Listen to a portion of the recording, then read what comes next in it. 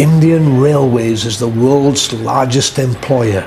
It moves 14 million passengers a day, and yet it's remarkably efficient, and the feel of it is unique.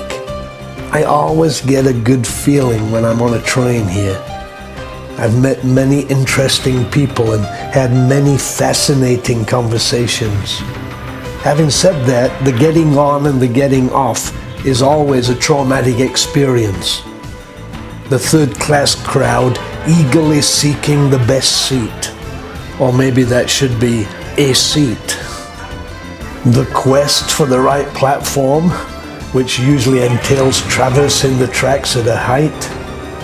The porters balancing my 70-pound suitcase on their heads for 50 cents, and inevitably a happy arrival.